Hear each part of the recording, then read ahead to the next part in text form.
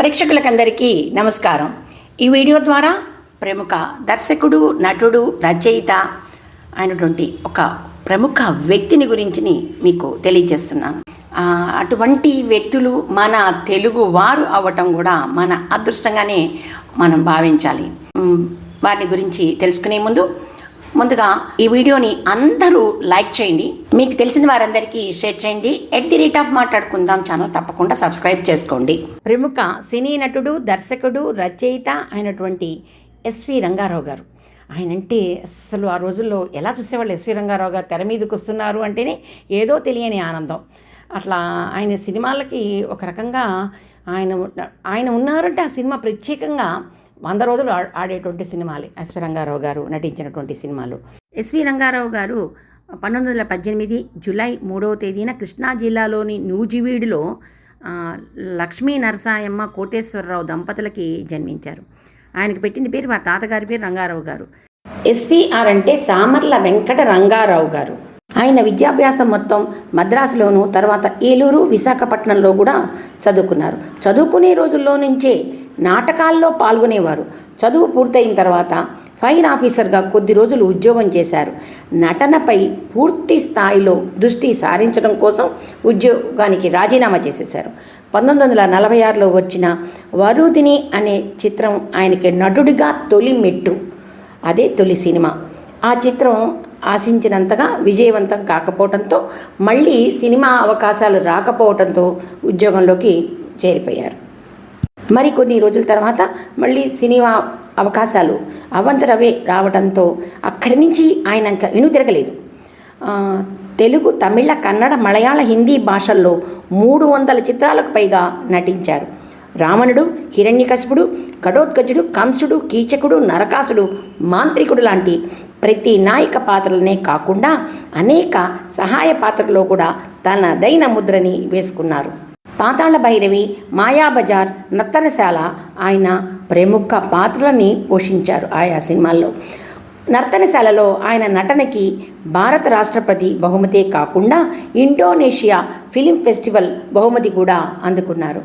ఆయనకి నటన పట్లే కాకుండా దర్శకత్వంలో కూడా మక్కువ ఎక్కువగా ఉండటంతో ఆయన దర్శకత్వం వహించిన మొదటి చిత్రం ద్వితీయ ఉత్తమ చిత్రంగా ఎన్నికైంది. చూసారా, ఆయన ఫస్ట్ సినిమా డైరెక్షన్ చేసినప్పటికీ ద్వితీయ ఉత్తమ చిత్రంగాను, రెండవ చిత్రం బాంధవ్యాలకి ఉత్తమ చిత్రంగా నంది బహుమతులని అందుకున్నారు. విశ్వ నట చక్రవర్తి, నట సార్వభౌమ, నట సింహ మొదలైనవి ఆయనకి ఒక బిరుదులు. ఎస్విఆర్ గారి పాత్ర ఏదైనా అందులో పరకాయ ప్రవేశం చేసి అందరి మన్ననలను పొందిన మహానటుడు ఎస్విఆర్.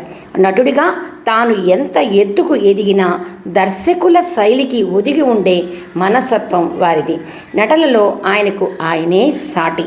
స్వరంలో గాంభీర్యం, మాటల్లో స్పష్టత, డైలాగ్ విరవటంలో, అభినయంలో ఎస్విఆర్కు ఎవ్వరూ రారు సాటి.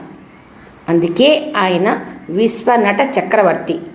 వారి నటనా ప్రతిభకు విశిష్ట స్థానం ఉంది. నవరసాలని తన పాత్రల ద్వారా ఒలికించగలిగిన అతి కొద్ది మంది నటులలో ఎస్వి గారు అగ్రగణ్యులనే చెప్పాలి. రంగారావు గారు తన నటనలో ఆంగిక, వాచిక, ఆహార్య, సాత్విక అభినయనాలను కలబోసినటువంటి నటుడు. సహజ నటుడిగా పేరుగాంచారు. రంగారావు గారు తొలినాళ్లలో మంచి పేరు తెచ్చుకున్న షావుకారు చిత్రంలోని సున్నన్ రంగడి పాత్ర ఒకటి చెప్పుకోవచ్చు.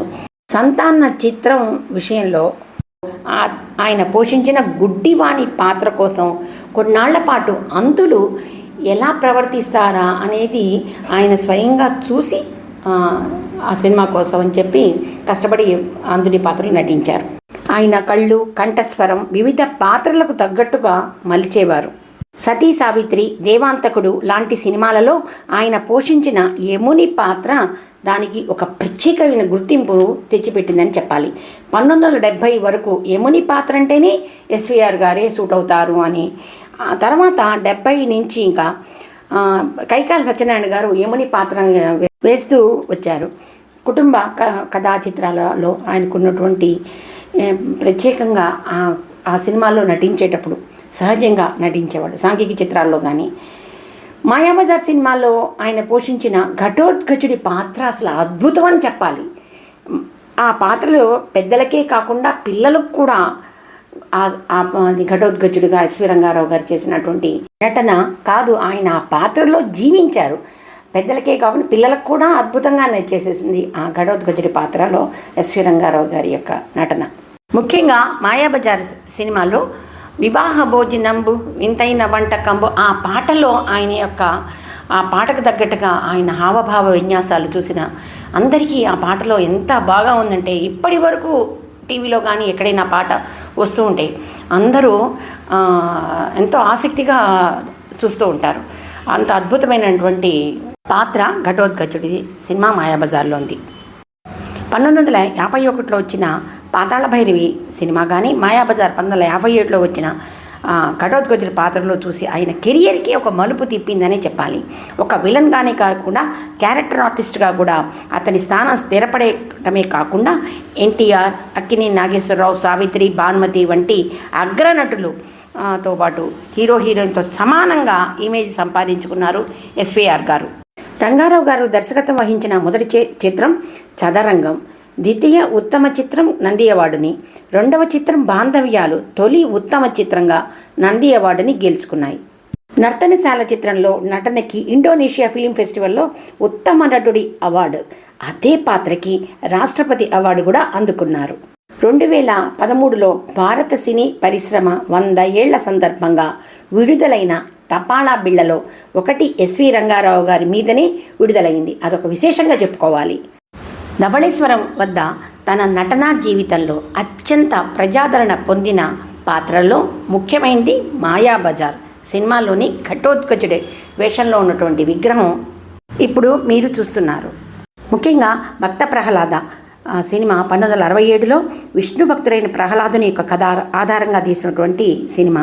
ఈ సినిమాలో ముఖ్యంగా ఎస్వి రంగారావు గారు హిరణ్యకశిపుడిగా, ప్రహ్లాదుడుగా రోజారమణి, ప్రహ్లాదుడి తల్లిగా అంజలీదేవి నటించక ఈ సినిమాలో రోజారమణికి వెండి తెరకు పరిచయం అయింది ఈ సినిమా ద్వారానే. ఈ సినిమాలో హిరణ్యకశిపుడిగా ఆయన చేసినటువంటి మహోన్నతమైన నటనకి జోహార్ అని చెప్పాలి. ఇందు గలడందు లేడని సందేహంబు వలదు, ఎందెందు వెతికిన శ్రీహరి అందే కలడు అని శ్రీ ప్రహ్లాదుడు చెప్పడంతో హిరణ్యకశిపుడు స్తంభాన్ని పగలకొట్టడం, అందులోంచి నరసింహస్వామి ప్రత్యక్షమవడం, హిరణ్యకశిపుడిని సంహరించడం. ఈ సన్నివేశాన్ని అద్భుతంగా చిత్రీకరించారు భక్త ప్రహ్లాద సినిమాలో. హిరణ్యకశిపుడుగా ఎస్వి రంగారావు గారి నటన మహోన్నతంగా ఉన్నదని చెప్పాలి. ఎంతో గాంభీర్యం, ఎంతో గొప్ప నటనా కౌశల్యం ఆయన పాత్రలన్నింటిలోనూ విశేషంగా చూపగలుగుతారు.